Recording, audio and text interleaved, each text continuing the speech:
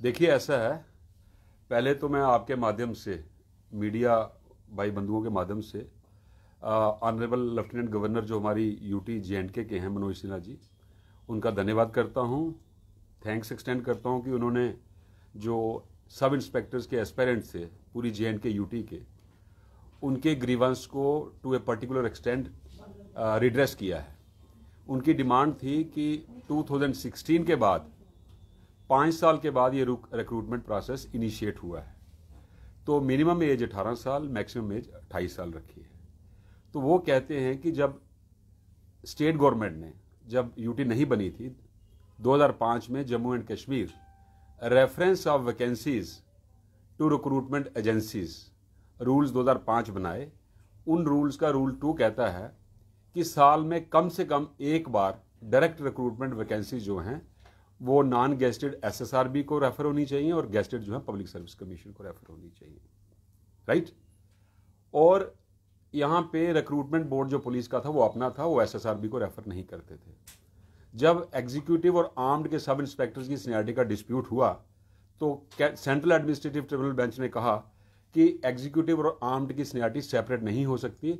उसको मद्देनजर रखते हुए मैं एक बार फिर थैंक्स एक्सटेंड करता हूं, धन्यवाद एक्सटेंड करता हूं honourable lieutenant governor Manoj Sinha ji का। उन्होंने रूल्स अमेंड किए और उसमें कहा कि सब इंस्पेक्टर्स की वैकेंसी चाहे वो किसी भी विंग की होगी, वो रिक्रूटमेंट बोर्ड पुलिस का नहीं करेगा, वो एसएसआरबी करेगा। साथ में ही ये चाहिए था कि वहां 18 से जो एज रखी थी मिनिमम, उसको मिनिमम 21 करना चाहिए था, इनको 31 या 32 करना चाहिए था मैक्सिमम को। वो चूंकि उनके संज्ञान में नहीं आया, अब इन बच्चों ने ग्रीवेंस अपना प्रोजेक्ट किया कि हमारे 5 साल जो हमें 5 अपॉर्चुनिटीज मिलनी थी, ये बैग नहीं कर रहे। ये रूल्स जो बने हैं statutory rule under the constitution, जो हमारी जे&के का कॉन्स्टिट्यूशन था उसके अंडर ये रूल बने हैं। ये इनका स्टैट्यूटरी राइट था कि हमें 5 चांसेस 5 साल में मिलते। ये ग्रीवेंस इन्होंने प्रोजेक्ट किया, मेरे पास भी आए, आपने भी उनकी ग्रीवेंस को आगे हाईलाइट किया और एलजी साहब ने उनको 2 साल की रिलैक्सेशन दी, हालांकि बनती 5 साल की थी। मैं एक बात बता दूं, ये जो डिसीजन है अभी ये फॉर्मल डिसीजन नहीं हुआ, ये एलजी साहब की एक कमिटमेंट है। अभी डिसीजन होना है, फॉर्मल अमेंडमेंट होनी है, एसआरओ निकलना है। तो मैं आपके माध्यम से ये कहता हूं कि एलजी साहब को रिक्वेस्ट करता हूं, चूंकि अभी टाइम है, अभी 2 साल जिनको एक्सटेंशन मिली है उनके लिए भी रूल्स अभी निकलने हैं। तो रूल्स निकालने से पहले जो ये बच्चे जो 33 साल की एज के लिए, मैक्सिमम एज के लिए रिक्वेस्ट कर रहे हैं, ये इनका ग्रीवेंस इसी एक्शन में रिड्रेस कर दिया जाए। उसका कारण मैं बताता हूं। जब इन्होंने एजिटेट किया ये इकट्ठे थे, 5 साल की रिलैक्सेशन मांग रहे थे। अब 5 की जगह 2 दे दी। जो मेन इसको प्रोजेक्ट कर रहे थे वो 30 से ऊपर हैं, वो बेचारे बाहर रह गए। मैं ये भी कहता हूं कि जिनको 2 साल मिली उनका भी राइट था, जिनको 3 साल जो मांग रहे हैं उनका भी राइट है। तो ये डिसीजन जो है, this amounts to creating class within the class. ये पहले एक क्लास थी जो अपना ग्रीवेंस प्रोजेक्ट कर रही थी कि 5 साल का हमें रिलैक्सेशन मिलनी चाहिए। अब 2 साल की दी, एक क्लास में से एक और क्लास कार्व आउट की गई, तो ये भी डिस्क्रिमिनेशन है। तो ये मैं फिर कह रहा हूं कि ये बैग नहीं कर रहे, ये अंडर लॉ अपना राइट मांग रहे हैं। और ये जो हर साल वैकेंसीज रेफर करने का कानून सिर्फ 2005 के रूल्स में नहीं है, ये महाराजा के टाइम पुलिस एक्ट बना था 1927 में। पुलिस एक्ट के अंडर 1960 में पुलिस रूल्स बने थे। अब 61 साल हो गए हैं पुलिस रूल्स बने हुए, तो कम से कम उन पे तो रिव्यू होना चाहिए। 18 की जगह 21 और 28 की जगह 31 या 32 होनी चाहिए, ताकि इनका राइट जो है वो इंटैक्ट रहे। 18 साल में कौन सा बच्चा ग्रेजुएशन कर रहा है, मुझे ये बताइए। कांस्टेबल की भी 18 से 28 और सब इंस्पेक्टर की भी 18 से 28। कांस्टेबल की एजुकेशनल रिक्वायरमेंट है 10th, सब इंस्पेक्टर्स की ग्रेजुएशन। तो ये एपरेंट एनॉमली है रूल्स में, जो रेक्टिफाई होनी चाहिए। अब आप ये देखिए, कल ही सुप्रीम कोर्ट ने जजमेंट दी है जिसमें यह कहा है, recruitment process would be meaningless without timeline. मतलब within specific time recruitment process complete होना चाहिए।